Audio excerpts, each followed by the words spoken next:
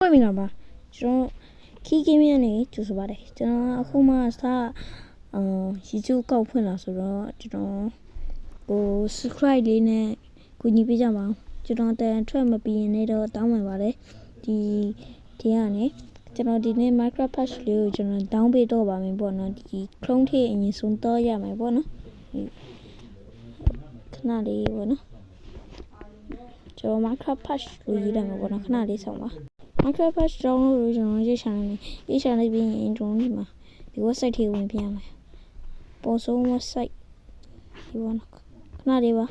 ဒီအပေါ်ကဒီ website လေးပေါ့နော် website လေးဒီဟာလေးဒီဟာအဲ့ဒါတွေကိုကျွန်တော်ဝင်ပေးမယ်ပေါ့နော်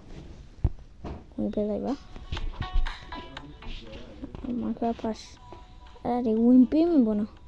ခဏလေးစောင့်လိုက်ပါလိုင်းတော့ကျွန်တော်တိတ်မကောင်းကြโอเคရောက်လာပါပြီရောက်လာရင်ကျွန်တော် download APK ဆိုတဲ့ဟာလေးကျွန်တော်နှိပ်ပေးမယ်ပေါ့နော် APK ဆိုတဲ့ဟာလေးနှိပ်ပေးပါဒီဆုံးပေးပါ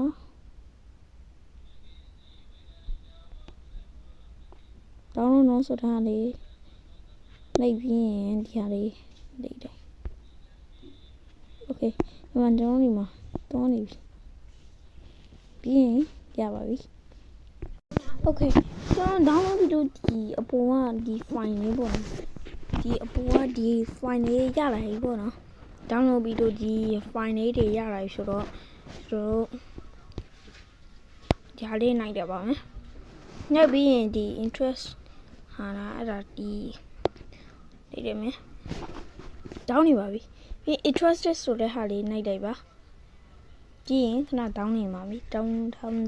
နေပါတယ်ငါစောက်လိုက်ပါစောက်ရအောင်လို့တော့